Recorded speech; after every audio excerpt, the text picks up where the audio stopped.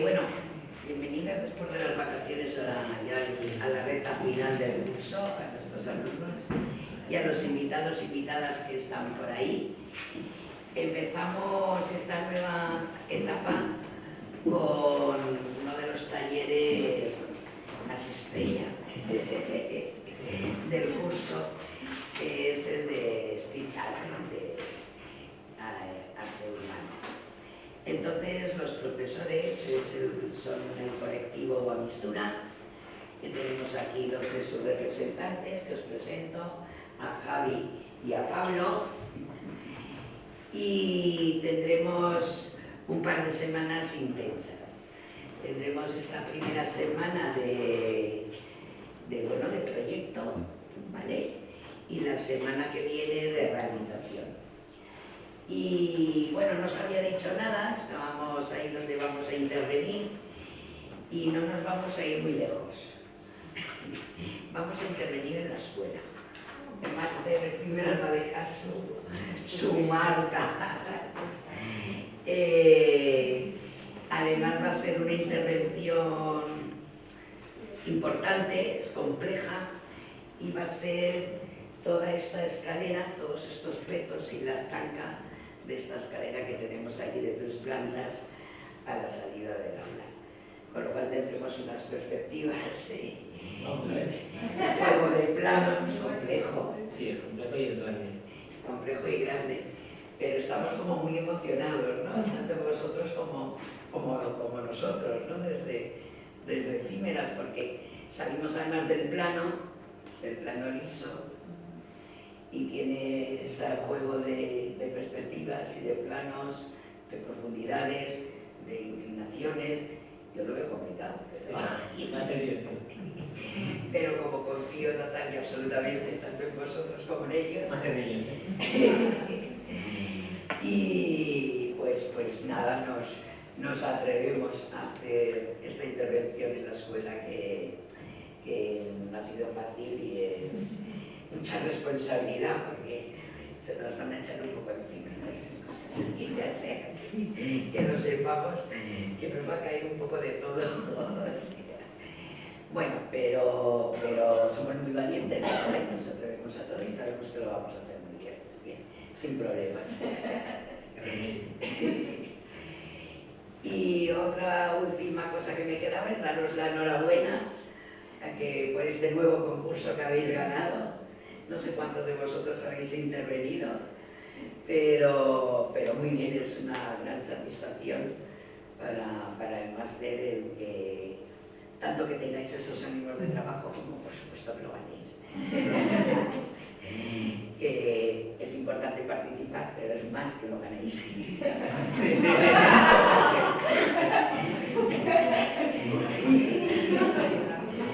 ¿O no?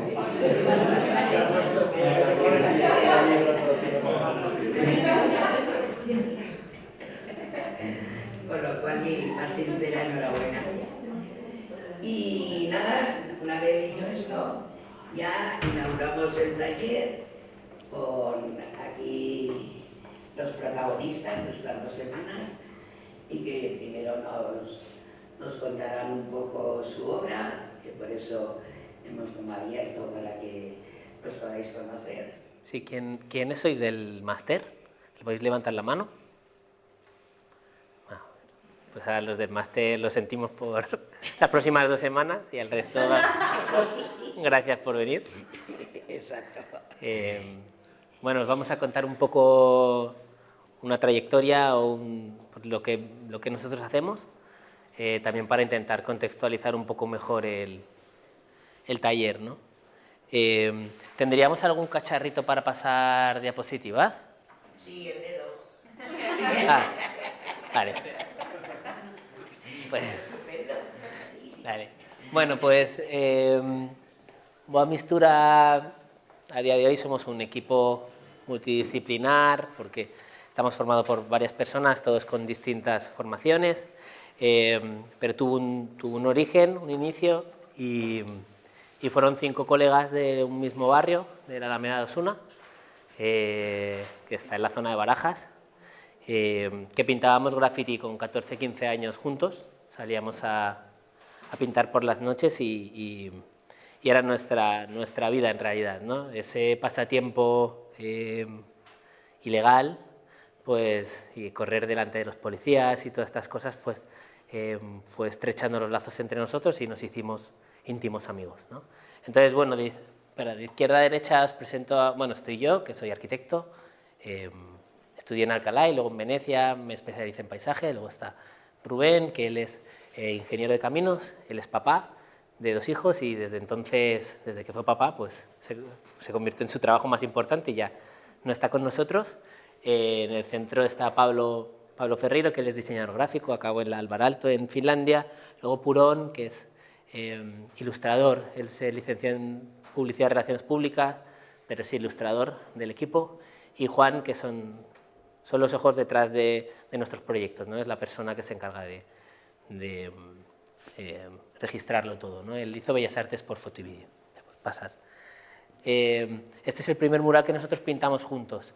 La verdad es que no tiene ningún tipo de interés, pero sí que nos parece importante contextualizar dónde ha empezado todo, ¿no? Para ir entendiendo ese camino que estamos andando y que por suerte ahora ya se han sumado otras personas y han ido aportando y ha ido cambiando toda esa trayectoria, ¿no?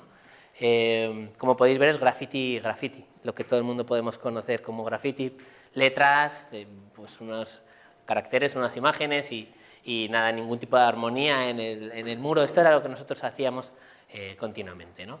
Bueno, esta es la primera vez que nosotros nos llamamos Boa Mistura como colectivo. Los equipos de graffiti se suelen poner un nombre, pues nosotros decidimos ponernos ese y en el año 2001. Y nada, huyendo del inglés y de las siglas, que era lo que imperaba en el graffiti en España, ¿no? Pasa. Este es el equipo ya a día de hoy. Y un poco esto que os contaba, ¿no? Los nuevos culpables también de todo ese cambio de trayectoria, pues está Pablo, que fue nuestro primer colaborador, el primero que unimos al equipo ya hace un montón de años. Él es arquitecto, estudió también en la Universidad de Alcalá, y luego estuvo en Grecia y estuvo también en Las Palmas. En el centro está Diego, que además de bajarnos la media de edad en el equipo, es diseñador gráfico. Él hizo unas prácticas con nosotros, es de Zaragoza y es grafitero también, y ya pues se quedó. Y luego está Clara, que también es arquitecta y ya estudió aquí. Y bueno, pues este somos el equipo que tenemos a día de hoy, ¿no? En el año 2010, en el centro de Madrid, pues pusimos un estudio, nos miramos en los bolsillos el dinerillo que teníamos y rentamos un espacio muy humilde, pero pues nos sirve de base de operaciones y desde ahí pues planeamos conquistar el mundo. Este es un poco como el concepto principal que tenemos nosotros, ¿no? Apropiarnos del espacio público. El espacio público es ese sitio como de conflicto que nos pertenece un poco a todos, del que todos debemos de tener parte, ¿no? Las ciudades son estos organismos vivos que se generan un poco a nuestra imagen y semejanza y bueno, por desgracia muchos de los ciudadanos no nos sentimos partícipes ni parte de este espacio público, ¿no? Nosotros como artistas urbanos nos encargamos de apropiarnos de él y de transformarlo, ¿no? A veces dentro de la legalidad, pues, y otras veces, como en nuestros orígenes y como muchas otras veces, fuera de ella, ¿no? Entonces, bueno, como ejemplos vamos a contar un proyecto que es Madrid te quiero en colores. Nosotros cuando veníamos de la periferia de Barajas y nos mudamos al centro en el año 2010, estábamos muy desubicados, ¿no? Porque veníamos de la Alameda de Osuna, que era un sitio que estaba lleno de nuestros murales, y de repente nos encontramos con que el paisaje en el centro de Madrid es así, ¿no? Especialmente en los años de gobierno anteriores. Pues en Madrid se censuraba cualquier expresión en el espacio público, ¿no? Daba igual que fuera un poema de amor, un graffiti, un dibujo, ¿no? Y llegaban estos señores que nosotros llamamos hombres grises y le daban al gris y lo censuraban todo, ¿no? Entonces el aspecto de Madrid era este. Nosotros nos mudamos de un barrio lleno de murales nuestros a esto, ¿no? Y empezamos a entrar en shock y en conflicto porque empezamos a entender que este espacio público no nos pertenecía, ¿no? Así que dijimos que igual con el gris se podía hacer algo, entonces nos disfrazábamos de operarios del ayuntamiento, de brigadas grises también, y salíamos a pintar con un color gris, ¿no? Entonces, un color gris sensiblemente diferente al de la capa que habían dado los del ayuntamiento, hacíamos unos nuevos recuadros y dejábamos envasillado unas tipografías que generaban una frase alusiva o irónica con respecto al color, ¿no?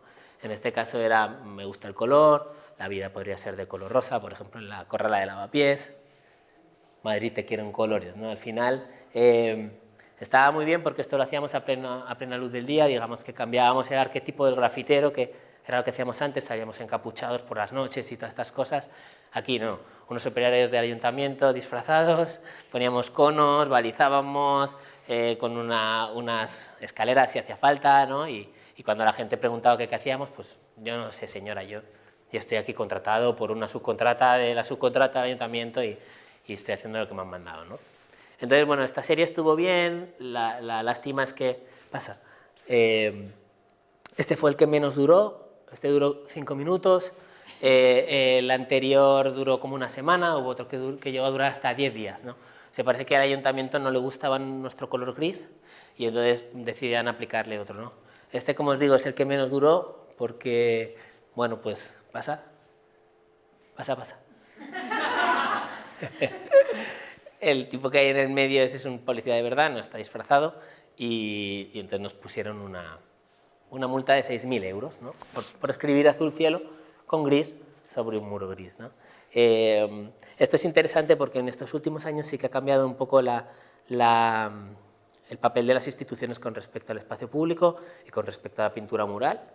Hemos pasado de unas décadas en las que se ha mercantilizado el espacio público y solamente se ha utilizado para la publicidad y parece que ahora están proliferando los festivales o eventos o programas de muralismo en el centro de las ciudades, ¿no?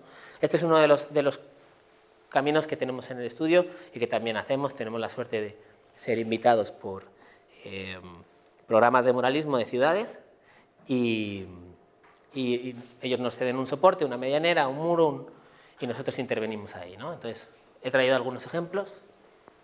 Pues esto sería en Barcelona, lo hicimos justo cuando cambió el gobierno, ¿no? Al final nosotros pensamos que las obras en el espacio público han de estar linkadas o tienen que tener un vínculo especial con el sitio en el que se implantan, ¿no? Porque al final tú estás imponiendo una obra que va a estar siempre en contacto directo con el espectador. En este caso, pues Futuro, en ese momento tenía mucho sentido en el Poblenou o en Barcelona, ¿no? Esto es en la isla de La Palma, el programa de museo a cielo abierto. Esto es en Abrantes. Abrantes se le conoce como la ciudad de las flores porque una vez al año todos los vecinos del casco histórico de Abrantes sacan a sus balcones un montón de flores. Eso es un espectáculo increíble a nivel visual y de repente nos invitaron a participar allí. Ellos tienen algunas especies casi endémicas de esa zona de Portugal, así que pues decidimos sacarlas de escala también, ¿no? Dale. Esto es en Viena. Esto es en la Bienal de Muralismo de Cali. Esto es en Polonia, en Łódź, Bogotá. Y este ha sido recientemente ahora en China, en la Bienal de Shenzhen, ¿no? Al final, pues esto es un hilo conductor de nuestro trabajo, transformar el espacio público a través de la pintura, intentar vincular esas obras al sitio en el que están, ¿no? Al final es como la evolución directa del graffiti que os enseñaba al principio, ¿no? Que por eso es que estaba ahí, ¿no? Para que se fuera viendo. La rama del estudio a la que más energía le dedicamos no es la más sostenible, pero sí es cada vez la que más proyectos nos trae. Se llama Crossroads, cruce de caminos, lo llamamos así, y la culpa de todo eso lo tiene esta palabra, ¿no? Inspiración y una residencia artística que hicimos en Sudáfrica, en Calle Licha, ¿no? Bueno, en Ciudad del Cabo y luego estuvimos en Calle Licha. Calle Licha es un township, una favela, un suburbio donde viven 1 millón de personas en estas condiciones. Nosotros veníamos de España, de pintar en España, en Europa, grandes medianeras y de repente recibimos una llamada de un galerista que nos propone una residencia artística allí y decimos, hostia, pues vámonos para allá, somos los reyes del mambo y vamos a estar pintando increíble, ¿no? Y de repente nos vemos en entornos así, que para nada nos pertenecían a nosotros, ni nuestro trabajo a ellos, ¿no? Con lo cual estuvimos parados, pues si en la residencia duró prácticamente un mes, los primeros 10 días nosotros no sabíamos ni cómo actuar, ¿no? De repente aterrizando ahí. Empezamos a hablar con unas personas y con otras y al final a través de ellos, por eso surge la palabra inspiración, ¿no? Ellos nos hablaban de Mandela y de lo importante que era el intercambio entre unas personas y otras y cómo pequeños gestos pueden generar grandes cambios, ¿no? Y bueno, pues conocimos a esta persona, Amos, que es un líder comunitario, ¿no? Una persona que cambia su comunidad con sus actos. Amos nos cuenta su historia y él nos dice que él trabajaba de cartero, de repartidor, de mensajero, porque él podía trabajar montando en bicicleta y que a él lo que más le gustaba era montar en bicicleta.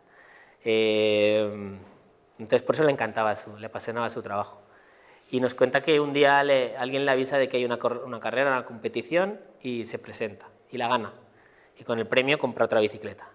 Y entonces empieza a entrenar con su hermano. Y se enteran de más competiciones y también se presentan y también ganan más premios y compran más bicicletas. Y a día de hoy Amos, en Calle Licha, tiene más de 300 niños todos los días montando en bicicleta desde que salen del colegio hasta que cae la noche, aprendiendo valores, ¿no? Como son pues, los que te dan el deporte, y fuera de las posibilidades terribles que les ofrece Calle Licha, ¿no? A nivel de entrar en las drogas o pertenecer a una banda o complicarse la vida, ¿no? Entonces, bueno, pues Amos nos dice que le han cedido este espacio, este descampado, y que él quiere hacer su club de ciclismo. Ha conseguido la donación de esos containers y en este descampado va a hacer una serie de montículos y que lo va a llamar Circuito de BMX y que le encantaría que nosotros le pudiéramos pintar eso, ¿no? Él tenía la necesidad de visibilizarse porque decía que eran muy feos los contenedores y que les daban una imagen muy pobre, ¿no? Entonces nosotros dijimos, ok, Amos, pues vamos a verlo, tomamos las medidas, vimos la pintura que había y de repente estábamos al final de nuestra residencia, ¿no? Entonces no nos terminaba de dar tiempo pintarlo. Nosotros solamente le íbamos a poner el rótulo, que era lo que le hacía falta, pero en verdad cuando vimos la complejidad de todos esos pliegues nos dimos cuenta que nosotros solos no nos bastábamos para pintar, ¿no? Entonces, pues, Amos nos dijo que no pasaba nada, que podían intentar organizar a los chicos para que en vez de pedalear esos días, pues nos ayudaran con la pintura. Esta es la primera vez que nosotros hacemos un mural colaborativo.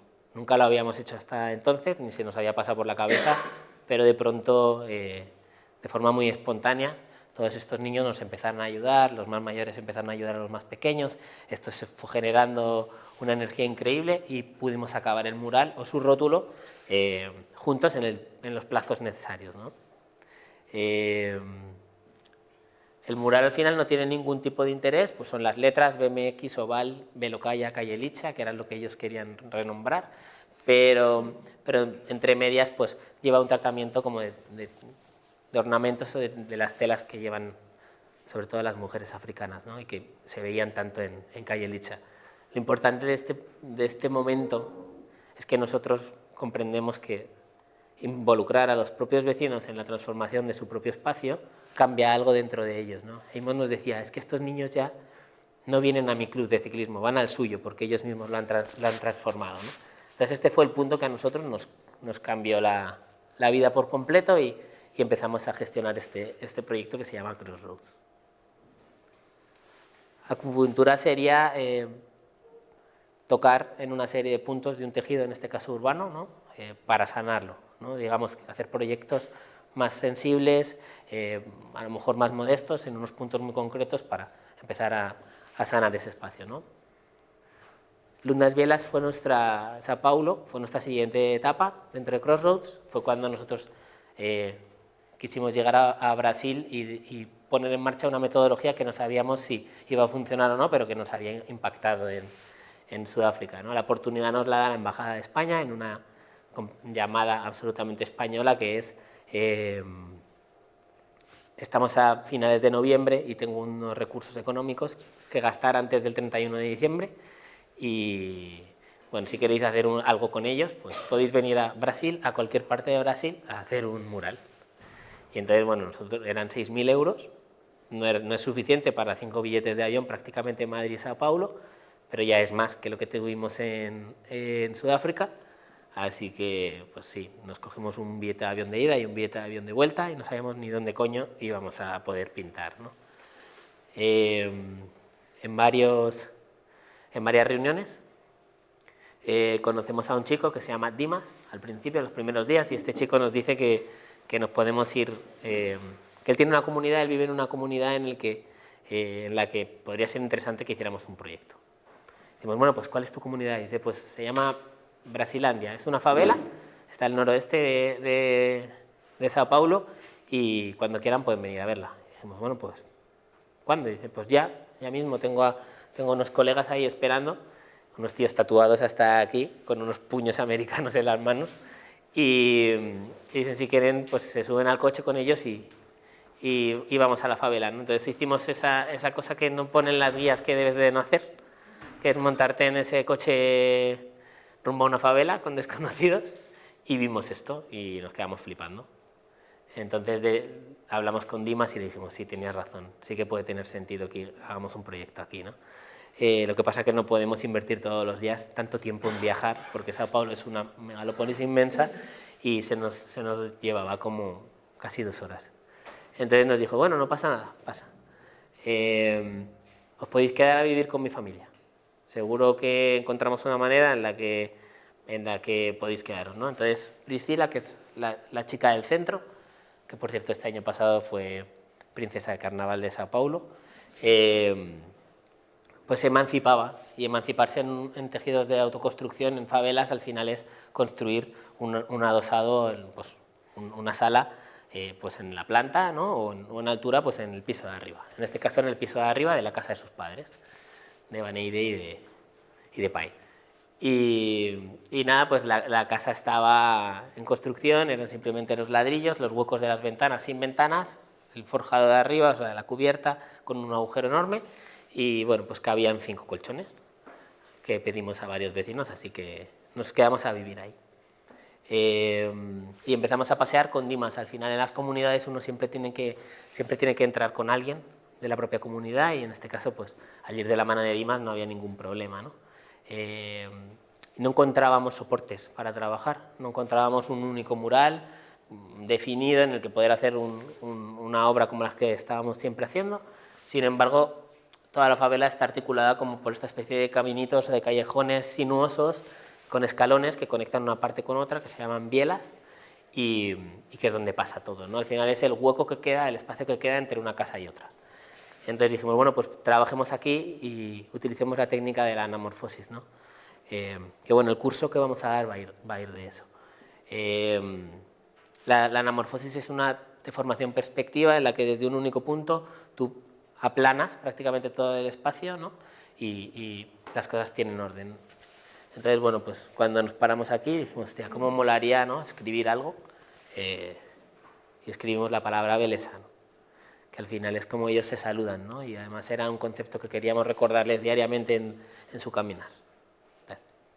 También escribimos un poquito más arriba en otra de las calles amor, porque al final era lo que ellos nos estaban demostrando, ¿no? Todos los días.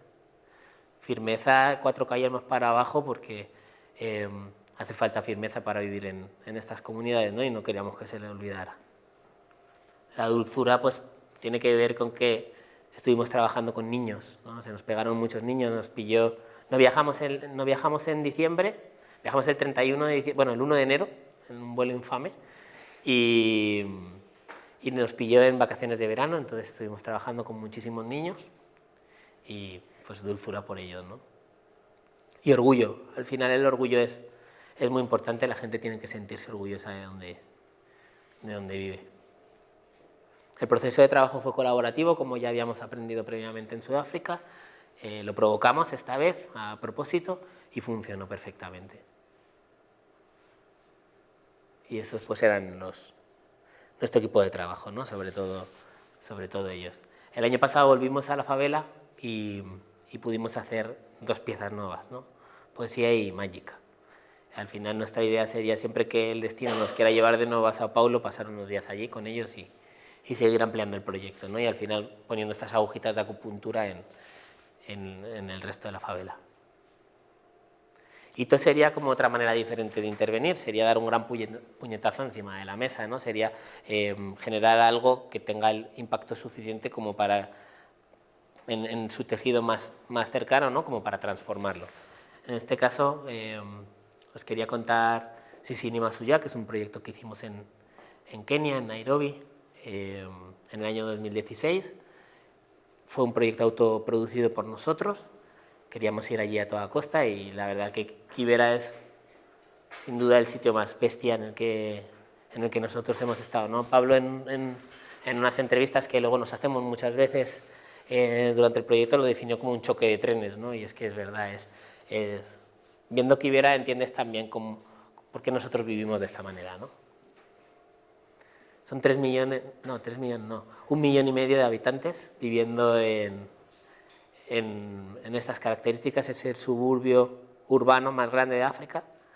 Lo llaman Chocolate City porque no está asfaltado, el suelo es puro barro y cuando llueve, con cierta frecuencia, esos son lodazales, ¿no?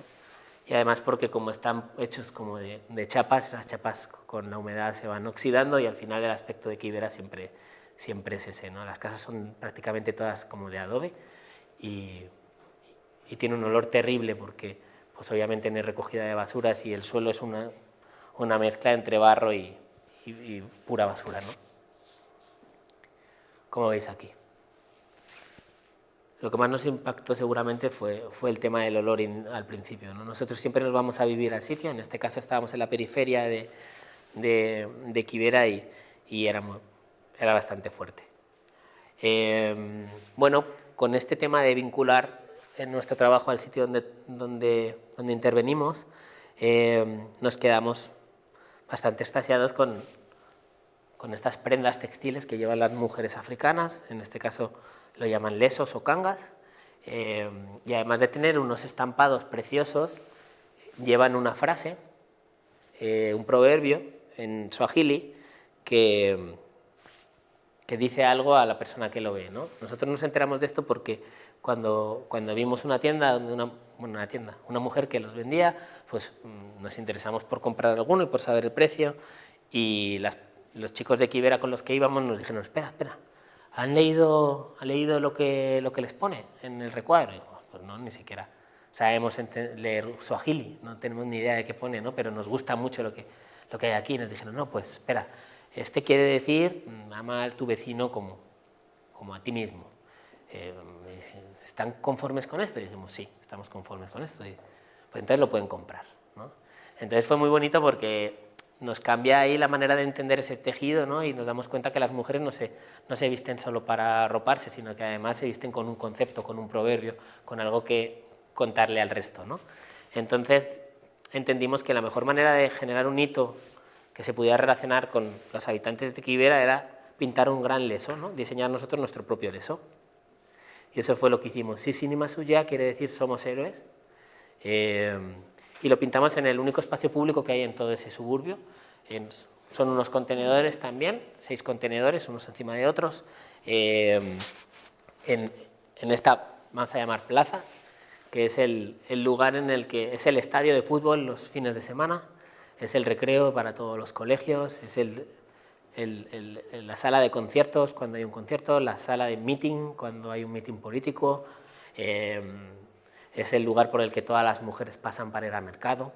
Entonces, en esta gran explanada de repente aparecían esos 6 containers presidiéndolo, que nos parecía muy bonito de intervenir, ¿no? Entonces pedimos permiso al hospital, eso es un hospital, y nos lo dieron, ¿no? Entonces empezamos a trabajar con él. Ese es el aspecto final, ¿no? Tiene la misma estructura que tienen los lesos y en Kibera lo han adoptado como su grito de guerra, ¿no? Al final, pues generar un hito que se pueda relacionar con los habitantes y que transforme todo su alrededor, ¿no? En este caso a la comunidad. Como tejido urbano, ¿no? como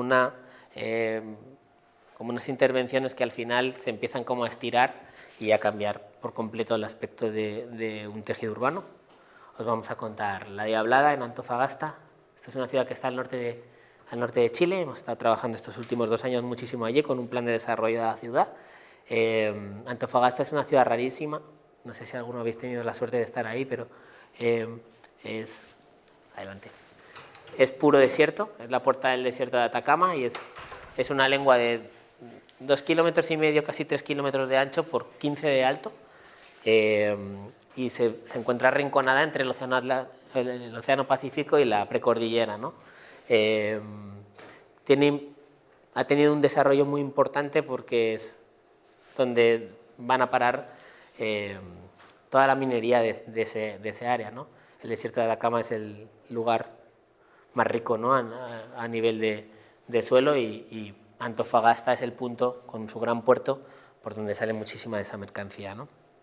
A nosotros nos invitan a trabajar ahí porque al ofrecer trabajo, Antofagasta es una ciudad que está recibiendo muchísima inmigración, pues del resto del país obviamente, pero sobre todo de colombianos, peruanos, bolivianos, ¿no? Gente que busca un trabajo rápido y que en la minería lo puede encontrar. Toda esta gente nueva que llega a la ciudad se acaba sentando en la informalidad y en este caso ya pues ascendiendo o escalando el cerro, ¿no? La precordillera. Entonces, bueno, esto es un tema peligrosísimo porque pues cada vez que llueve se generan una especie de avalanchas de barro y muere un montón de gente, ¿no?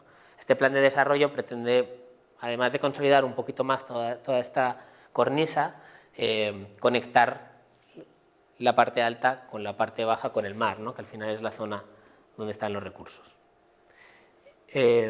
Como parte del plan tenían una intervención como a pequeña escala, que no es pequeña porque son casi 6.000 o 7.000 metros cuadrados, pero sí como a nivel inmediato de ir testando con la comunidad, ¿no? Entonces, en este caso, escogimos un espacio en el que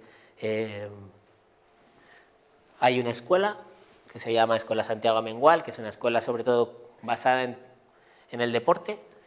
Hay otra escuela que está arriba, que es la Escuela Japón, que es una escuela de excelencia donde va gente con muchos recursos.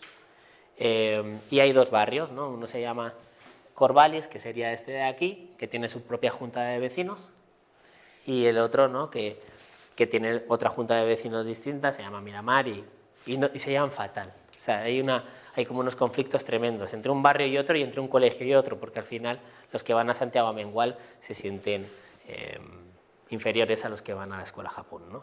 Entonces, bueno, con estos ingredientes nos parecía importante transformarlo todo y a través de la pintura democratizarlo, igualarlo todo, ¿no? Y generar un único tejido urbano que les perteneciera a los dos, ¿no?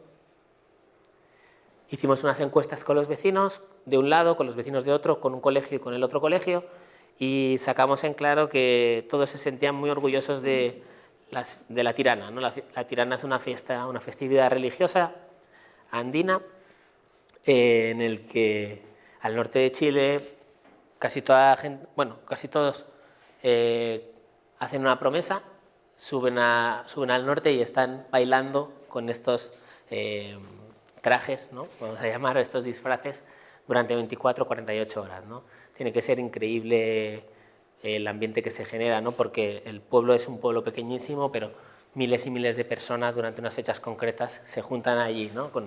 con esta estética tan poderosa. Entonces a nosotros nos parecía muy bonito que podíamos quizá generar unas nuevas máscaras inspiradas en las máscaras de la Tirana, de los diablos, que todos reconocieran como suyas y que nos fuera dando aspectos de paisaje, ¿no? Esas máscaras las insertábamos en los alzados que habíamos hecho de todas las construcciones y se los enseñábamos a los vecinos, ¿no? A ver qué les parecía. Y a ellos les encantaba, ¿no? Ellos además en este barrio tienen la Tirana chica y es un montón de las cofradías que suben a bailar al norte, pues durante los meses previos ensayan justo por estas callejuelas, ¿no? Entonces les parecía increíble tener estos fondos y estos colores que les recordaban tanto a su orgullo, ¿no? Entonces, bueno, lo hicimos contratando a 20 vecinos que estaban en situación de desempleo y formándoles también, y en consonancia con 10 artistas locales que que tenían la intención de formarse para desarrollar este tipo de proyectos en la ciudad. Al final el programa lo que tenía era no solo transformar el aspecto estético de todas estas calles, sino además dar una formación o dejar una semilla de formación en los propios habitantes. Y bueno, pues esto es el proceso, ¿no? Ya nosotros vamos complejizando siempre un poco dependiendo de los recursos del proyecto, y en este caso pues poder haber empleado a personas en situación de desempleo pues ha sido muy, muy importante, ¿no? Algo que estamos intentando hacer ahora. Este es el aspecto final.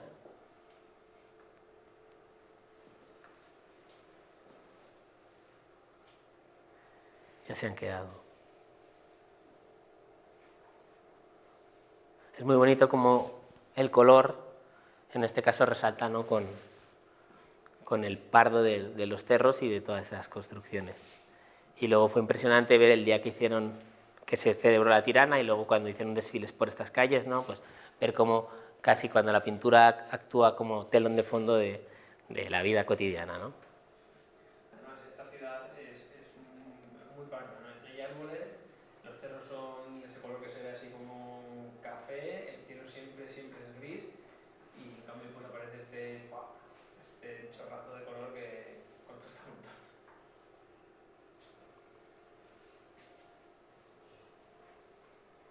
Ya a nivel de escala, os queríamos contar un proyecto que hemos hecho a finales del año pasado. Es probablemente a nivel concentrado el más grande que hemos hecho, ha sido en México, y es un poco como la síntesis de nuestro proceso de trabajo actual, ¿no? El proyecto lo hemos titulado Niérica, y es en Guadalajara, en el estado de Jalisco, en México, y lo hemos hecho en consonancia con el Ayuntamiento de Madrid, porque fuimos los invitados a la Feria Internacional del Libro, que se celebra cada año en Guadalajara y que es la feria del libro de habla hispana más importante del mundo, y el Ayuntamiento de Guadalajara, que nos recibió con los brazos abiertos y quiso ser nuestros partners a la hora de trabajar y de insertarnos allí, ¿no? Encontramos un lugar, se llama Colonia Infonavit Independencia, es un barrio como de protección oficial, que lo llamaríamos aquí, en el que está uno de los grandes focos de menudeo de droga de la ciudad, ¿no? Vale. Son, no sé si 200 edificios exactamente iguales, ¿no? Y el único punto que se les abre como una plaza, como un espacio de relaciones, son estas canchas deportivas que están tomadas por los señores de la droga, ¿no? Por la gente que vende droga, que si os fijáis en la foto de arriba están ahí siempre en aquella sombra, ¿no? Al final el proyecto trata un poco de reconquistar ese espacio público para el resto de vecinos, porque son miles y miles de habitantes que están atemorizados y que no quieren pasar por ahí, ¿no? Entonces, bueno, cuando nosotros viajamos a hacer la prospección y a ver varios sitios donde poder intervenir, este fue el que entendimos que tenía como más energía para desarrollar un proyecto ahí, ¿no? Convencimos a la municipalidad para que empezara a trabajar con trabajadores sociales, eventualmente, con niños, con señores mayores, ¿no?, de esa comunidad, porque todavía no lo habían hecho, y que empezaran a generar una especie de memoria de uso de ese espacio, porque al final lo que queríamos con el proyecto era reconquistarlo, ¿no? Entonces, bueno, fueron pasando una serie de actividades previas, una socialización también del proyecto, y les hicimos de nuevo unas encuestas a los vecinos. De esas encuestas nosotros sacamos 2 líneas de trabajo, una era la Niérica, que fue la que votaron y ganó, y la otra era Erenotau. Ambas se inspiran en los wixárikas, que es como la etnia indígena propia del estado de Jalisco, ¿no? Y que en muchas de las encuestas salían siempre refrendados como motivo de orgullo para los habitantes de la unidad de habitación. Nosotros, cuando presentamos las propuestas, siempre las vamos desarrollando conceptualmente, y además a nivel gráfico le ponemos el mismo cariño, digamos, a las dos líneas de trabajo, para que los vecinos no noten si hay alguna que nos gusta un poco más, y para que ellos puedan votar libremente, ¿no? En este caso la votación fue bastante ajustada, 257 salió Niérica, 254 se quedó Erenotau, ¿no? Bueno, salió Niérica y nos metimos a pintar. Cuando ya fuimos todo el equipo para allá, pues de repente nos encontramos con todo esto pintado de blanco, que la municipalidad nos lo había dejado preparado, y vimos que era inmenso. No alcanzábamos. Habíamos acordado contratar a 6 vecinos, pandilleros del área, para que nos ayudaran a pintar y para intentar también encauzarles a ellos, pero ellos 6 y nosotros no dábamos, ¿no? Y luego los andamios, pues ya lo veréis, hay que trabajar con muchísimo cuidado sobre ellos y no nos permitía invitar a todos los vecinos a trabajar, ¿no? El plano horizontal, el suelo sí, pero el plano vertical no. Así que pues nos fuimos a la Universidad de Bellas Artes, dimos una charla ahí y le preguntamos a los profesores si nos podrían echar una mano, ¿no?, con el proyecto. Uno de ellos, el de pintura mural, se empoderó un montón, vio una oportunidad enorme para sus alumnos le salieron encantados de la charla y bueno, diariamente 40 alumnos de Bellas Artes vinieron a pintar. Esto también es muy bonito porque al final empiezas a derribar barreras invisibles que existen entre estas comunidades, entre estos barrios y la ciudad, ¿no? O sea, entre los distintos niveles económicos. Entonces, bueno, pues entre todos empezamos a pintar. Estos chicos de Bellas Artes y los pandilleros no tenían formación para trabajar en altura, nosotros se la dimos, y bueno, pues algo que se llevaron a cambio. Y bueno, pues durante un montón de días, fueron 3 semanas de trabajo, se empezaron a generar también este otro tipo de relaciones que provocan estos proyectos y precisamente ese encuentro de niveles económicos, ¿no? Pues estas chicas de repente hablaban con Axel, que era uno de los pandilleros, que dibujaba muy bien, pero que había abandonado los estudios hacía un par de años y que sus padres le habían echado de casa y no tenía casi ningún lugar donde ir.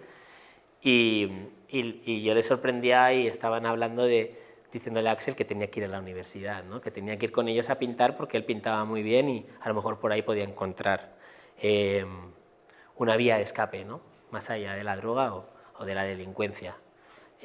Uno de estos profesores, que la verdad que era increíble, le ofreció a este chico en concreto asistir gratuitamente a la universidad, a todos sus cursos, para darle formación, ¿no? Entonces, bueno, pues ahora mismo Axel, viniendo de este barrio, está yendo a la universidad. Entonces, bueno, son cosas increíbles que pasan aquí. El suelo, ya que no entraña ningún peligro, sí que nos permitió abrirlo a los vecinos, y entonces hicimos una convocatoria primero para limpiarlo, al que vinieron muchísimos vecinos y en cuestión de 10 minutos lo habíamos limpiado entero, y luego para pintarlo, y entonces vinieron muchísimos más vecinos a pasárselo bien pintando. Este es el resultado final. Esas 2 fachadas son el peyote. Al final el Niérica, los wixárikas dicen que es como una especie de puerta transgeneracional, ¿no?, en la que a través del peyote ellos entran en unos estados de abstracción y tienen contacto con sus antepasados.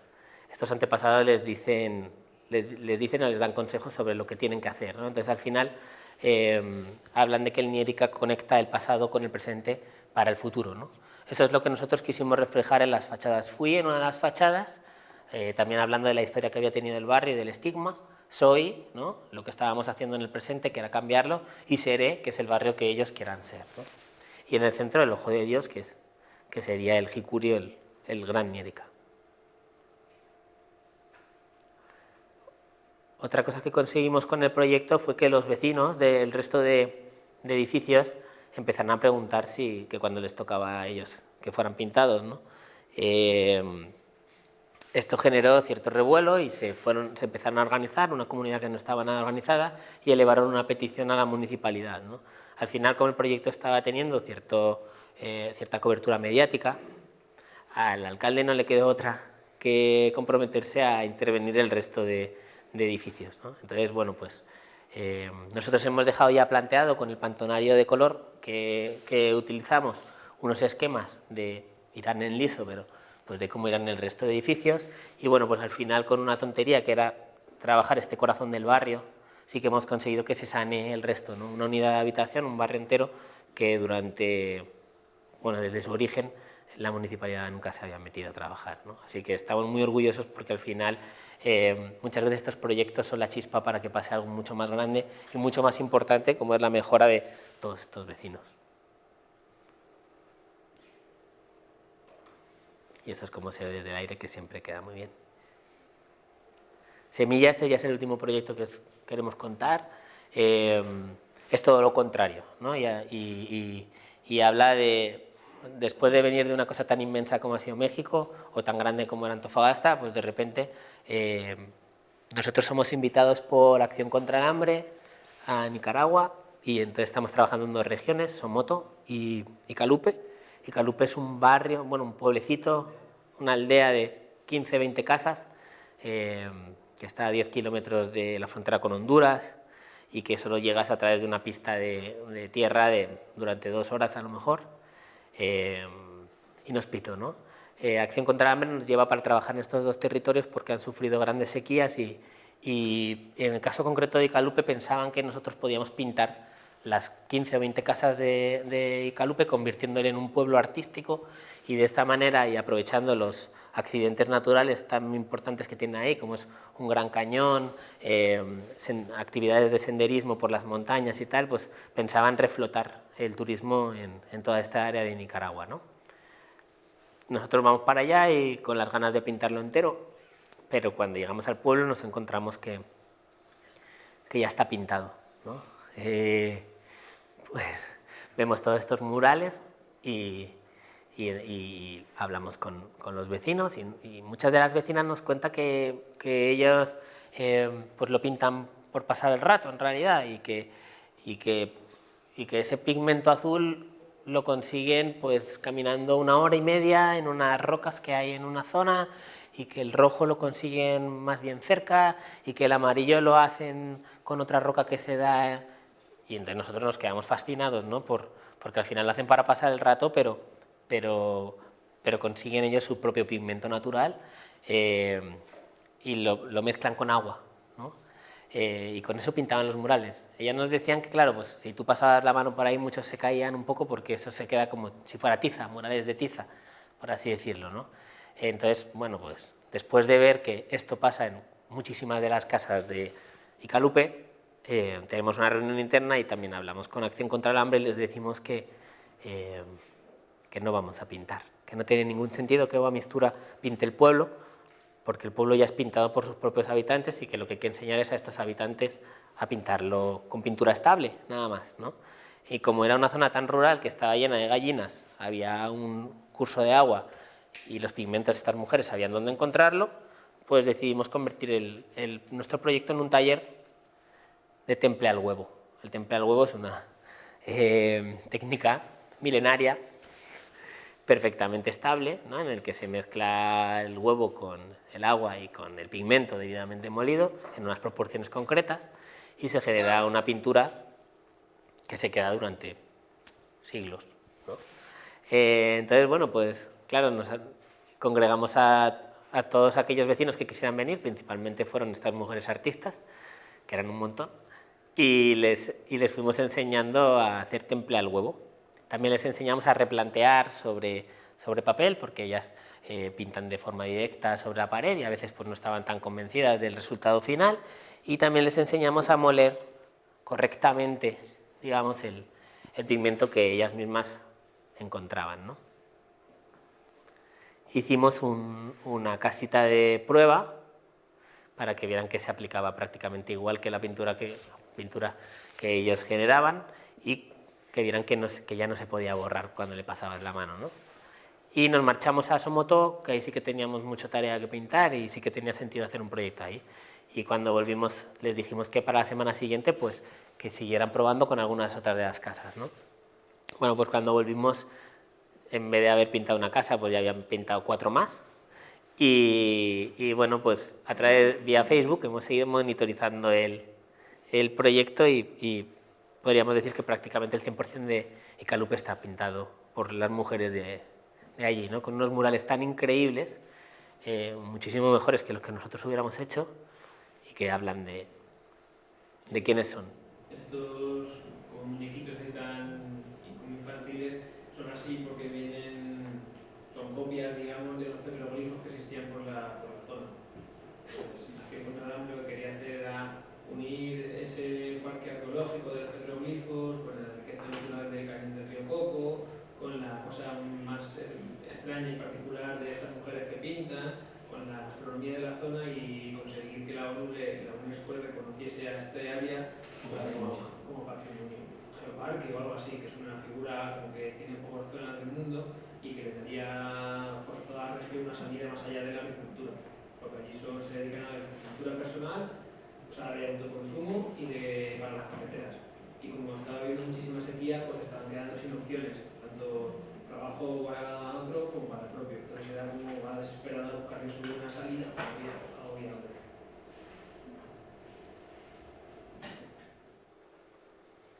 Bueno, pues es muy bonito ver cómo a veces el sitio te inspira no trabajar tú, ¿no? Es decir, dejar de lado tu ego en este caso, y la intervención que tenía más sentido pues era transmitir conocimiento, ¿no? Aprovechando que nosotros sí que sabíamos cómo hacer templar el huevo. Estas son ya algunas imágenes de las casas terminadas. Aquí cuando se crecieron, a los 3 días llegamos, tenían la casa de al lado con el burrito, porque el burrito también es importante para la zona, porque utilizar los burritos con estas, no me acuerdo cómo se llamaban, no eran alforjas, pero bueno, no me acuerdo cómo se llamaban. Lo utilizaban para llenarlos de agua y transportar el agua hacia los pueblos. Piscinas. Bueno, gracias.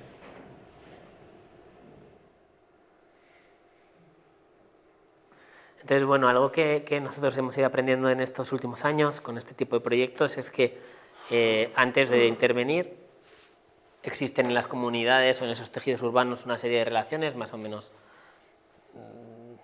fuertes o débiles, ¿no? Una serie de relaciones, pero sí que en el momento en el que nosotros aparecemos y con la pintura, ¿no? Y generamos esa especie de dinamización, centramos todas las miradas, somos como un nuevo agente en toda esa red que centralizamos todas esas relaciones. La propia pintura y el acto de trabajar de forma colaborativa empieza a tejer nuevas redes entre ellos, ¿no? Y cuando nosotros nos marchamos, la comunidad queda mucho más cohesionada porque ha compartido un objetivo común, ¿no? Que es mejorar su propio entorno y a través de una actividad que en este caso ha sido la pintura, ¿no? Vale. Y estos son como una serie de conceptos o de cosas que a nosotros nos van obsesionando, que serían el vínculo con el lugar, recuperar espacios, cambiar la percepción de los lugares, fortalecer esa comunidad, resignificar, tener responsabilidad social, fortalecer la identidad de los sitios y alterar ese paisaje, ¿no? Que al final entendemos que construye comunidad, ¿no? Al final estas son como los ingredientes o las obsesiones que nosotros tenemos y que consideramos que los proyectos deberían de cumplir, ¿no? En mayor o menor medida, pero son como los retos que nosotros nos vamos planteando. Y os voy a poner un vídeo de 5 minutos, solo por contextualizar. Esto es Bogotá. La municipalidad nos llama para trabajar en un área, en un suelo enorme, realmente es una cubierta de hormigón, de unas cocheras, y sobre la que han crecido una serie de edificios de protección oficial, bueno, prácticamente uno conectado, en el que han realojado a 457 familias que provienen son desplazadas a causa del conflicto armado, ¿no? Colombia es el segundo país del mundo con mayor número de desplazados a causa de un conflicto bélico. El primero es Siria, que nos toca bastante cerca, pero el segundo es Colombia, que nadie lo podría pensar, ¿no? Todos estos desplazados siempre se acaban instalando en la periferia de las ciudades. Son gente campesina que viene de trabajar el campo y en las periferias de estas macrociudades al final acaban perdiendo toda la oportunidad de trabajar y por lo tanto de desarrollarse. En un acto bastante pionero de la municipalidad anterior y enfrentándose al poder político, por eso no es la municipalidad actual, decidieron que en suelo bastante céntrico construir estos edificios de protección oficial en el que realojar a la gente para que estuviera muy cerca de los focos de trabajo, ¿no? y emprender una nueva vida, ¿vale? Ese es el contexto del proyecto y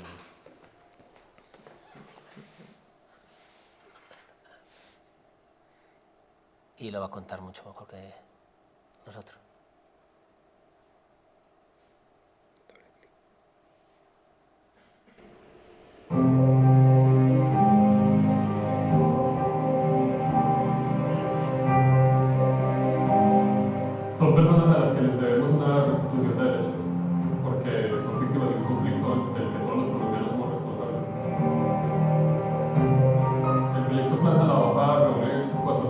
57 familias.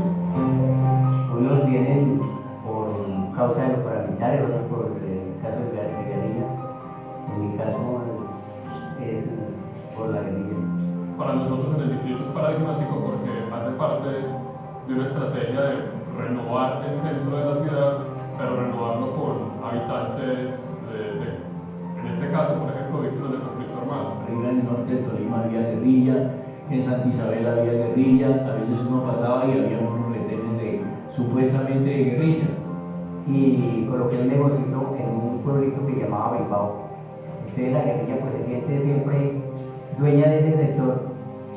Entonces obviamente que empezó el conflicto entre la guerrilla y los mismos campesinos de la región. Porque ya uno veía que una persona estaba sentada tomando fresco algo en una casa y pum pum venía y la mataba. Se empezó a acentuar eso, a gente que la corría y la mataba. Porque si no hacíamos parte de la política de ellos, de lo que ellos nos decían, entonces éramos el militar. Hasta que una vez me dijeron a mí directamente que si no se va, pues iba a pasar lo mismo que pasó con nosotros. Y yo realmente pues no le puse cuidado a eso. Al principio porque pues yo no estoy haciendo nada malo, ¿por qué me van a tener que matar a mí? Y me agarraron una noche como 5 milicianos y me pusieron armas en todas partes y esa vez pues yo me le reboté y me iba a hacer matar a mí. Claro, y contra mí hubo violencia directa. Yo no sé, yo soy hijo de Dios por la misericordia de Dios. Entonces llegó el momento ya que tocó venirme porque era mi vida o vida de mis hijos o morir de allá. O sea, uno no tiene ni arte ni parte en ese conflicto. Y somos personas normales, de bien, pero pues desafortunadamente nos toca venir a enfrentar una vida que no teníamos ni idea que la teníamos que enfrentar. Y ha sido una lucha porque pues adaptarse uno a otro ambiente, a otra situación es muy difícil.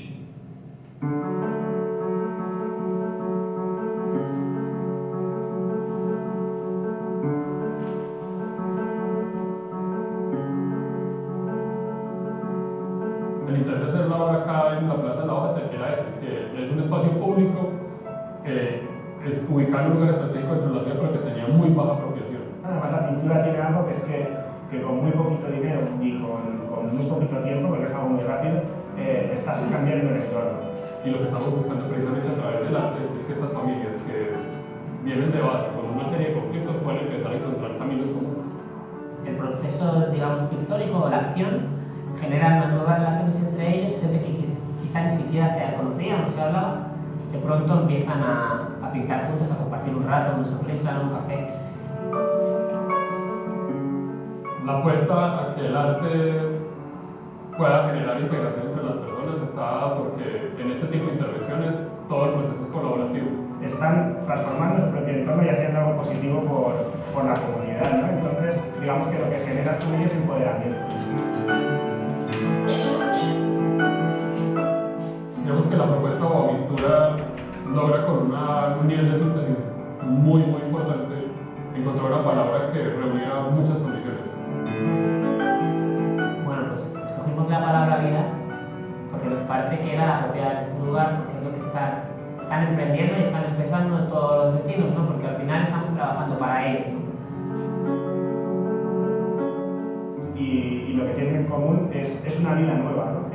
Han sido sacados, arrancados de sus tierras, de sus lugares de origen y traídos aquí. Aquí de repente es una vida nueva en la que los problemas de un lado político, del otro, o de una guerrilla, de un paramilitar, desaparecen para convivir desde cero, ¿no?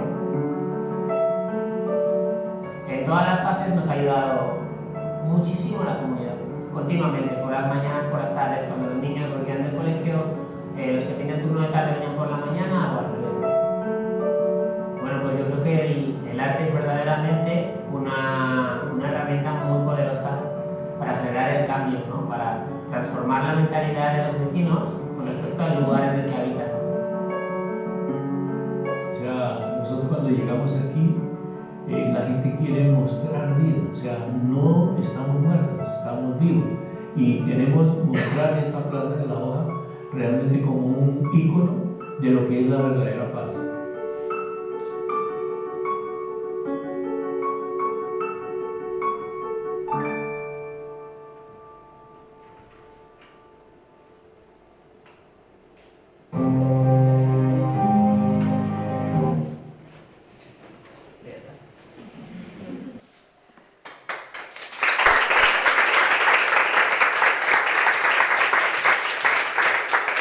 Ya no sé si alguien tiene alguna pregunta o quiere que comentáramos algo. ¿Cuál es la relevancia que adquiere el registro de vuestra obra desde que sentáis en vuestro barrio hasta que vais a Bogotá, por ejemplo? ¿El registro? Sí. Estrictamente el registro. Empezamos por ahí. Pues antes nos registrábamos. Bueno, sí, hacíamos las típicas fotos de álbum y las pegábamos y íbamos a sitios donde iban otros grafiteros y siempre el registro ha servido como para hablar de tu trabajo ante otros, ¿no? Para que otros lo conozcan, pero ahora es fundamental. Ahora siempre vamos con un equipo en los proyectos en los que por alguna circunstancia no ha podido venir Juan a grabar o no hemos podido llevar a alguien más que venga a grabar y a fotografiarlo todo. Sentimos como que se ha perdido un poco, ¿no? de ese proceso al final, ¿no? Entonces, a día de hoy yo creo que es absolutamente una parte fundamental de nuestro trabajo, ¿no? Es la manera de contarlo al resto del mundo y de que el resto del mundo se entere de que hay una comunidad como esta que vive en un lugar en el que a lo mejor pues, las circunstancias nunca nos van a llevar para allá y empiece también a generar una red mucho más grande de la local, ¿no? Entonces... Claro, también es la forma de que si ves el vídeo, o sea, nosotros te podemos contar lo que decía Pepito de su comunidad, pero bueno, si lo ves en un vídeo y ves a la persona que lo habla en primera persona, creo que es más Hay muchos proyectos en los que incluso a lo mejor no se edita un vídeo, pero sí se hacen entrevistas a los vecinos y entrevistas a nosotros, antes de empezar a pintar y después, para ver si... No sé muy bien qué motivación o cómo empezamos a hacer esto. Inicialmente era para acabar articulando piezas, pero sí que nos ayuda a ir comprendiendo el impacto que van teniendo los proyectos luego a la escala más pequeña, ¿no? que es la del propio vecino, que es la que en verdad a nosotros más nos importa. Luego ya a la escala macro pues nos sirve para acabar preparando una serie de piezas audiovisuales o solo visuales que chutar al resto del mundo a través de unas redes sociales o de unas publicaciones o unos blogs o lo que sea. Bueno, ese registro es parte de nuestra obra también. Sí. Sí, además es que casi siempre lo hacemos nosotros. O sea, parte también de nuestro propio equipo. Y es que nos sirve para aprender de lo que vamos haciendo.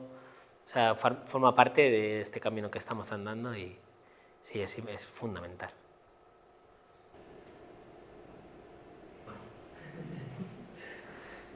¿Qué técnicas utilizáis para las anamorfosis? Para que quede también. Se puede preguntar. Sí, para hacer una anamorfosis, ahora las podemos hacer de dos maneras, antes solo de una. Gracias a Pablo podemos hacerlo de otra. Tienes que controlar muy bien ese espacio. Entonces, en la actualidad muchas veces Pablo, para hacer simulaciones, se levanta en 3D ese espacio y entonces empezamos a comprenderlo desde ese punto de vista. A nivel de ejecución, bueno, eso generaría unos planos, ¿no? Digamos en verdadera magnitud que tú solo tendrías que trasladar a la realidad y funciona, ¿no? Parece una cosa increíble cuando estás con ese plano y lo estás llevando a la realidad y dices, hostia, no estoy seguro, pero bueno, si lo ha dicho Pablo es que estará bien y funciona. Y en otros contextos, por ejemplo el de la favela, en el que no teníamos ese conocimiento, tampoco estaba Pablo en aquel viaje y tal, nos apoyábamos de un proyector. El proyector lo que hace es que pues sí que nos ayuda a aplanar el espacio, pero la óptica del proyector es ligeramente distinta a la óptica de nuestros ojos, por lo tanto no queda tan perfecto a ojo humano, ¿no? queda muy bien, pero no queda tan perfecto. Entonces hay que contradeformarlo de una forma más humana, más manual. En el caso de la favela, por ejemplo, pues era uno de nosotros parado en el punto en concreto y diciendo más. No, más para allá, ¿no? Más abajo, y el otro más es imposible. Sí, de verdad, un poco más tendida la línea, ¿no? Y un poco así, pues contradeformas, digamos, para adecuarlo al ojo humano.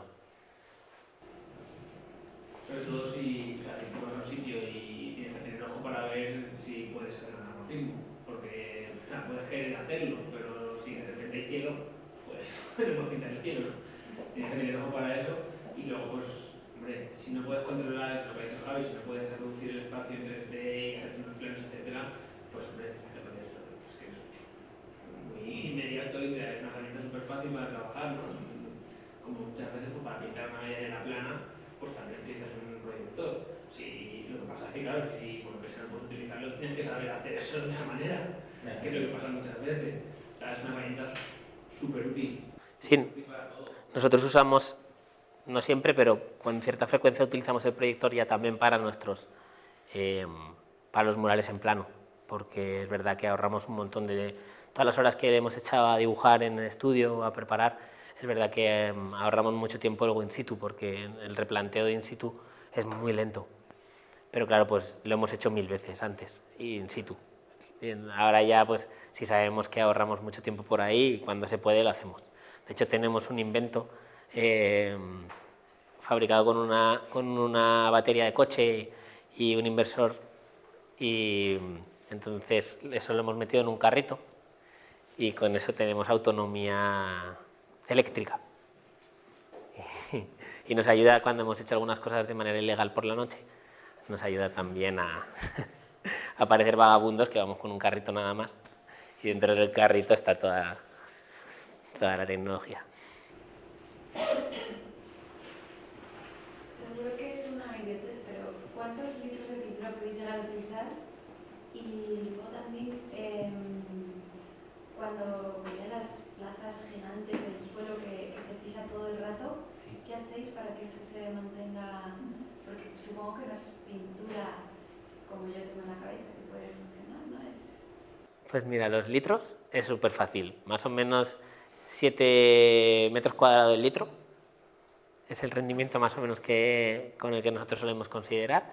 Entonces, plaza de la hoja, que son, ¿cuántos miles de metros cuadrados? Casi 4.500 a lo mejor. Pues ahí se gastaron a un rendimiento de 7 metros cuadrados el litro, pues un montón de litros. Normalmente cuando es un proyecto en el que pintamos con mucha gente, pues bajas el rendimiento. Sí. Porque se cae, se aplica peor, y bueno, pero vamos, pues si era 4.500 entre 5, ¿cuánto puede dar?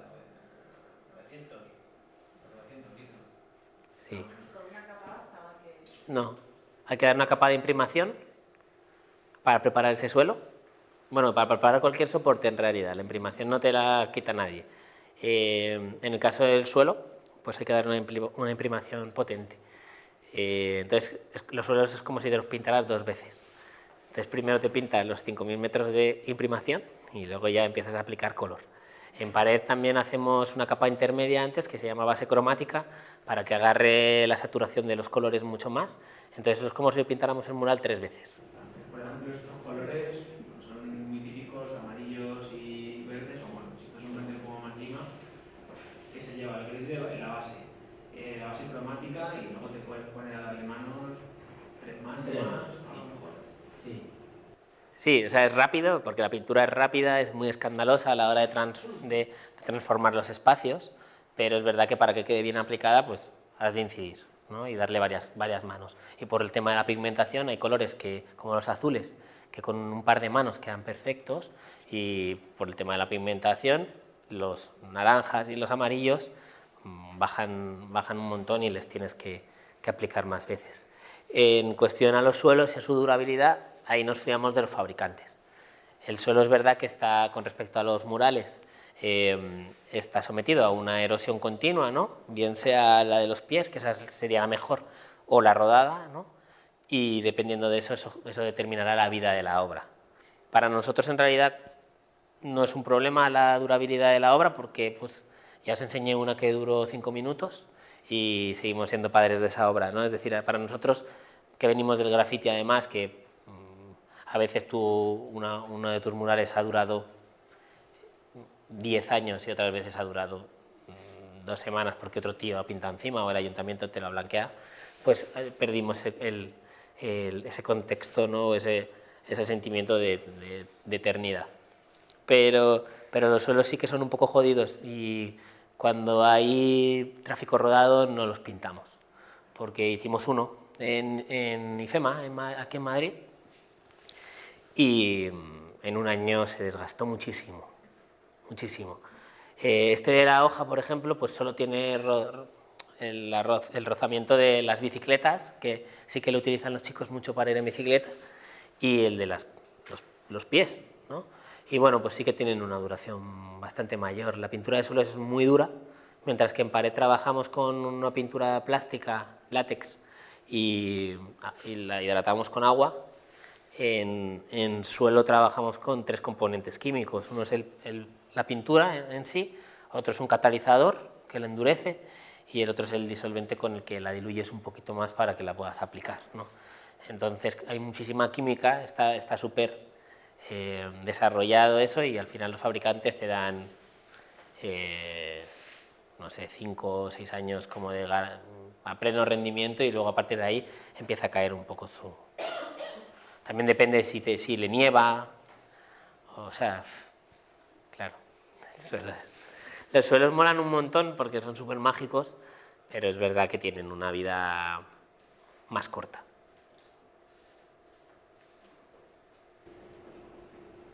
¿Qué puede ser con registro? A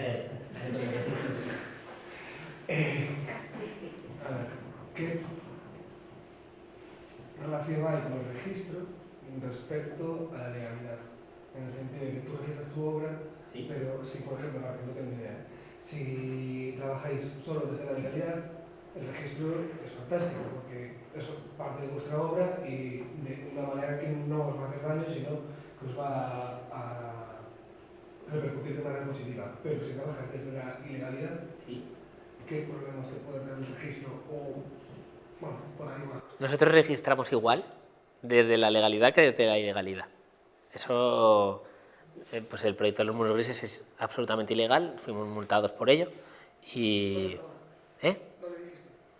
uno de los primeros que os he contado, que iba con muros en el que nos disfrazábamos de operarios. Sí.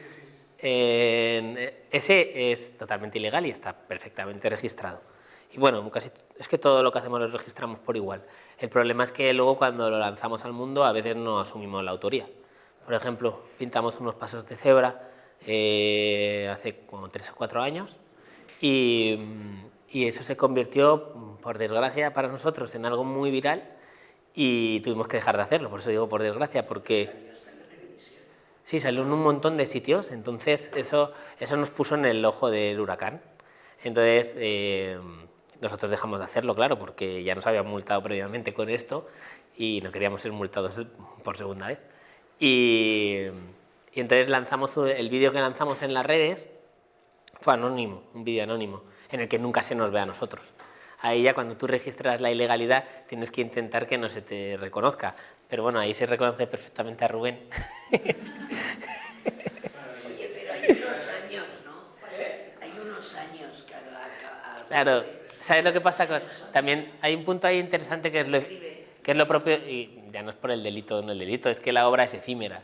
Entonces, si esta obra la borraron, pues ya está. No creo que nadie ahora se acuerde de que los Boamistura en el año 2012 vamos a denunciarles porque pintaron eso de forma ilegal y ya no queda ningún rastro, ¿no? Lo mismo nos pasa con el tema del suelo. Hemos empezado a asumir la autoría de que hicimos esos pasos de cebra porque, primero, el gobierno ha cambiado, por suerte, y segundo, porque no hay ninguno de esos pasos de cebra vivo.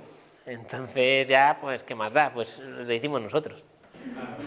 Ahí, o sea, si te pillas haciéndolo, pues ahí la has pillado y te has tomado una multa gorda. Si lo grabas y lo publicas, aunque no se vea la gente que lo ha pintado, pero tú te conoces la autoría del vídeo y mientras que están pintados hay un accidente por culpa de eso, muy fácil que vayan a por ti, porque está el vídeo y el registro, pero como ya no pasa nada de eso, no hubo ningún accidente, todo salió bien, los pillaron, pues bueno, se puede decir. No, claro, eso sí, nos lo dijo Suso un día, que vino, había un periodo, ¿no?, de que prescribe. Sí, nosotros eso no lo controlamos muy bien, la verdad. Pero, mira, nosotros tenemos...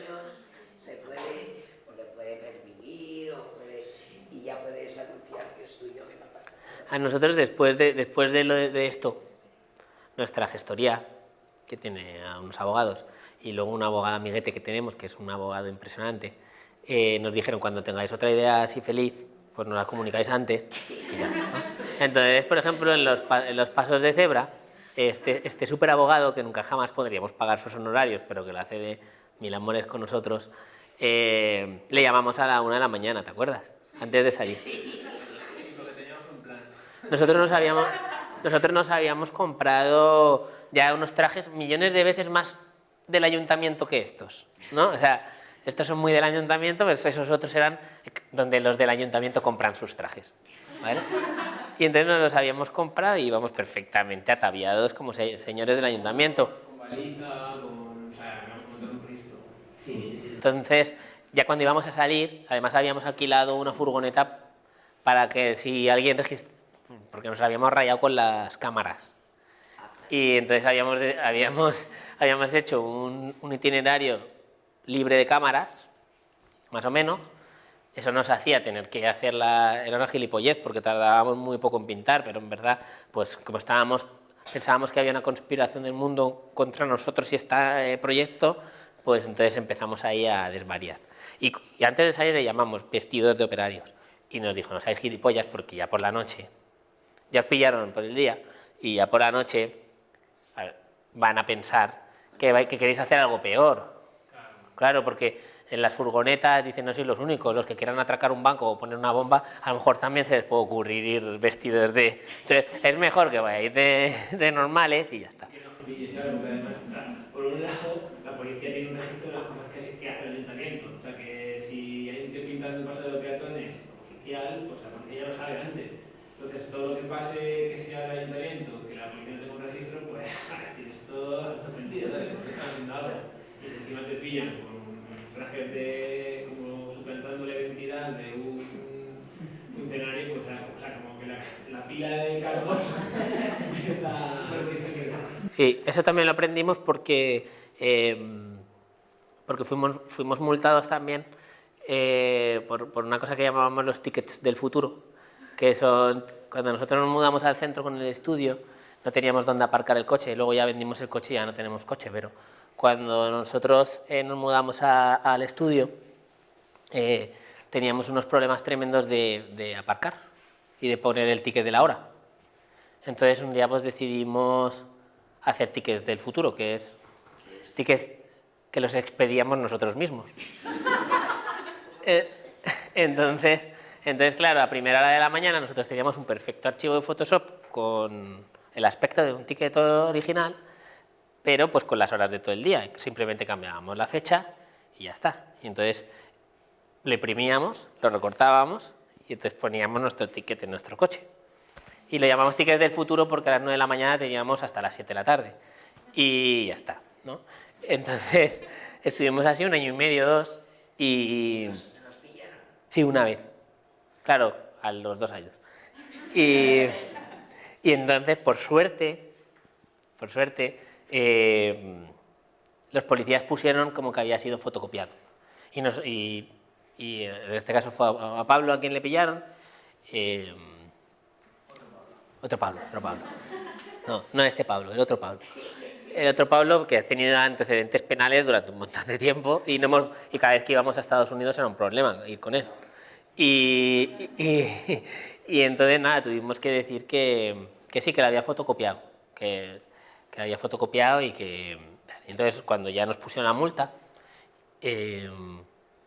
la abogada dijo que, y defendió esa línea que la habíamos fotocopiado, claro, porque si nosotros lo hubiéramos dicho que lo habíamos hecho como lo habíamos hecho en verdad, que era con total alevosía, claro, eso estaba a la altura de falsificar un pasaporte, que no lo sabíamos, claro, obviamente.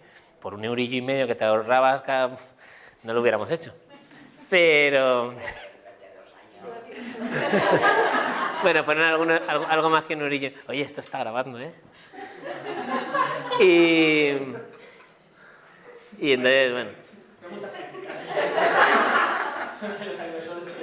Pero no, ahí aprendimos que la alevosía y todo eso sí que... Entonces es mejor que parezca casual. Pero a nivel de registro, que era tu pregunta, nosotros lo registramos igual. Eso es lo que cuidado, tengo el registro claro de registro. Serían registros los antecedentes penales de todos nosotros, ¿eh? Somos Es verdad que tenéis muchos más problemas antes que después cuando ya se empezó a reconocer como grupo de artistas, ¿no? Regulinchi, en realidad. No. A ver, todo lo que sea de intervenir en el espacio público, sobre todo en ciudades tan consolidadas como son las europeas, que hay una serie de personas que velan por el paisaje urbano, pues todo lo que sea hacerlo tú porque quieres hacerlo, porque sientes que debes de hacerlo, que es lo que hacemos nosotros, pues es ilegal. Eso es ilegal aunque seas Picasso. Entonces, a efectos de la ley, quiero decir, ¿no? Entonces, bueno, pues nosotros preferimos pedir perdón que pedir permiso y entonces lo seguimos haciendo, pero en contextos como una favela, por ejemplo, o como barrios periféricos, ahí es todo mucho más fácil porque parece que como que los tentáculos de la municipalidad no llegan tanto, pero no es que no abren especialmente la mano ahora que nos conocen más o antes que nos conocían menos, pero tampoco hemos tenido muchos problemas en realidad. El otro día vino un hombre gris al estudio porque estaba dando de gris a las paredes.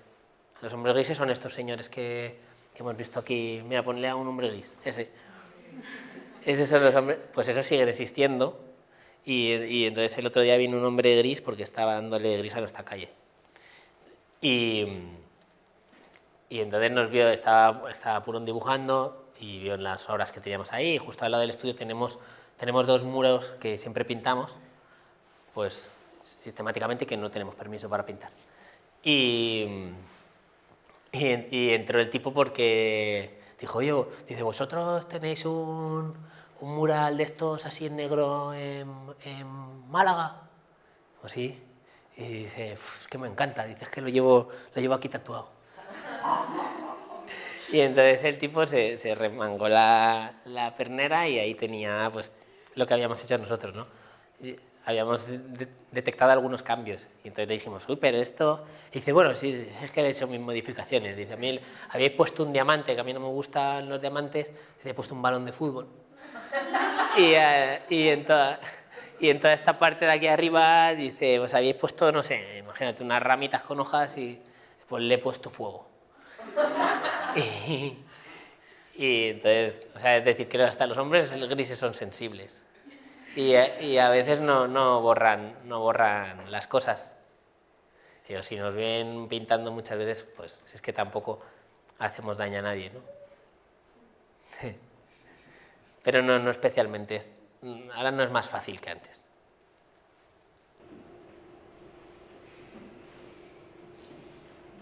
Es igual.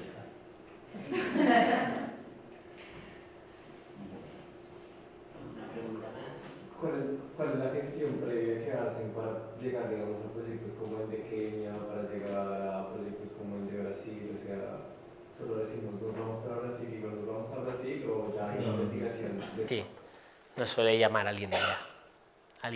Suele haber alguien, o sea, suele ser el sitio el que nos ha encontrado primero a nosotros, más que nosotros al sitio. Entonces suele haber alguien que provoca que acabemos en un lugar. Por lo general, los clientes, por así decirlo, las contrapartes con las que nosotros solemos trabajar o con las que queremos trabajar y los encargos que potenciamos son con municipalidad, con planes de desarrollo, con centros de arte contemporáneo, con eventos artísticos. Y suelen ser de allí, nos llaman y de allí que puede ser en Kenia o puede ser en Alpedrete, ¿no? Pero pues desde ahí nos llaman y nosotros pues vamos. Sí. Pocas veces hemos, o sea, nosotros no tenemos nuestra bola del mundo en el estudio y le damos vueltas y decimos, venga, pues ahora ¿no? No. Pero es más fácil que alguien que ya está haciendo algo conozca lo que tú haces y se dé cuenta que eso que tú haces puede hacerle útil. Entonces, pues yo qué sé, Kenia era una ONG que han montado unos chicos, ¿no?, que eran españoles, dos chicos españoles, y ya trabajaban ya un tiempo trabajando con gente de aquí de Quibera, montando pues una empresa de reciclaje de botellas. Bueno, si era una empresa, una asociación de reciclaje de botellas, porque ahí el plástico es un problema gigantesco, y también estaban empezando a montar un estudio de grabación, etcétera. Entonces como que tenían ya un grupo de gente como muy activa y vieron que si contábamos, si podíamos ir a pintar, podíamos como respaldarles mucho a ellos para su trabajo en el día a día. Y aparte de las cosas, los encargos que os hacen, ¿hay algún proyecto que queréis hacer vosotros así, en grande? Sí. Sí, un montón. Un montón que los tenemos en el cajón de los proyectos que querríamos hacer y que de vez en cuando pues los hacemos. ¿Que te cuente alguno? Ya está aquí. Estamos obsesionados con trabajar aquí en Madrid, en Cañada Real. Entonces, lo que pasa es que es un sitio muy complicado de trabajar en realidad, no de acceder ni de nada, porque pues libremente puedes ir por allí, pero sí que es un sitio muy complejo a nivel de composición social y también a nivel administrativo, porque le toca parte a Coslada, le toca parte al Ayuntamiento de Madrid, le toca parte a Rivas, le toca parte a Getafe. Entonces, digamos que hay todo lo que rodea Cañada es complicado. Entonces llevamos varios meses yendo de motu propio para allá, eventualmente, y ya digamos como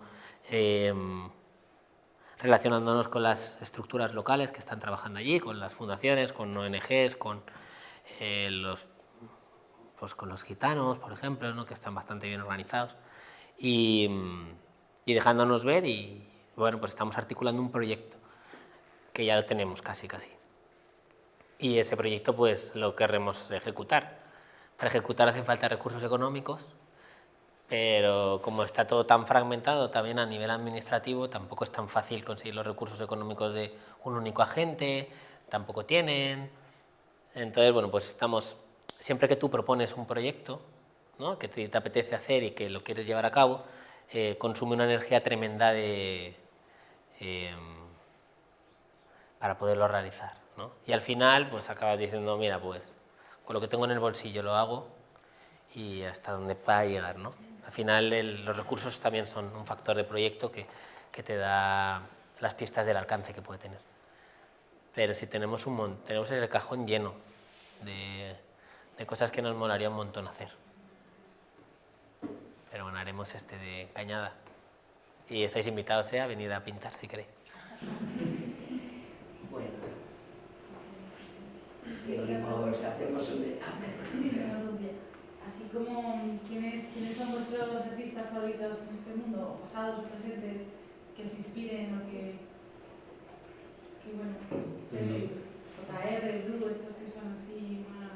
Sí, claro, esos son como de nuestro... Son de vuestro, de hecho. Sí, pues esos, por ejemplo, estarían muy bien, serían muy buenos ejemplos de gente que nos inspira un montón. En España hay un chico en Valencia que se llama Steve, que es fantástico lo que hace.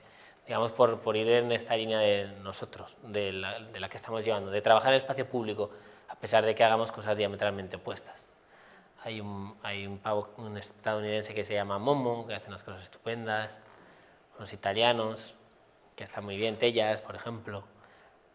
A nivel como más grande, pues sí, Cruz 10 sería estos son el movimiento cinético de color, y entonces Cruz 10 es un venezolano, un señor de 90 años, 95 a lo mejor tiene ya, que nosotros tuvimos la suerte de conocer en persona. Él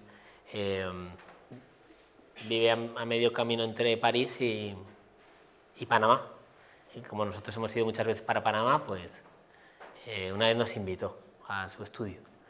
Y es un señor que con 95 años, un viernes 6 de la tarde, te invita a que vayas con él y algunos de sus asistentes te enseñan su laboratorio increíble.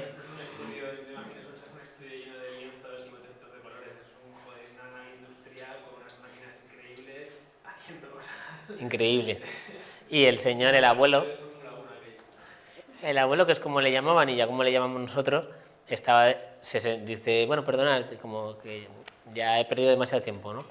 Voy a ponerme a trabajar. Y se puso el tío con su iMac y con el Illustrator, 95 años, a producir. Y nos contó uno de los asistentes que es que ya estaba produciendo para 2025. Sí, que o sea, él va más rápido, como hace composiciones de color, matemáticas, él va más rápido generando obras que luego en fabricar, pues estiman que las estarán haciendo por el 2025, ¿no? Sí, ese sería un gran ejemplo. Hay otro señor que para nosotros ha sido bastante inspirador, que es chileno, que le llaman el Mono González. Él es muralista y es de este movimiento de muralismo social muy fuerte que surge con motivo de la dictadura en Chile y es un tipo con el que hemos coincidido y es increíble ver a un señor de 75 años montando un andamio, subirse, apasionado todavía por lo que hace, viajando un mundo, una referencia, ¿no? Porque nosotros muchas veces nos hemos preguntado, hostia, ¿qué haremos nosotros con, no sé, 60 años? Y estaremos como para... Y el Mono González, pues ahí está el tío, el abuelo, están ahí con todo el rock and roll, ¿no? Bueno, pues hacemos un descansito, ¿vale? Tomamos un cafelito y como en 10-15 minutos ya empezáis a meterle caña. Más bien 10, que en nuestro curso no se descansa. Muchas gracias. Venga, seguimos.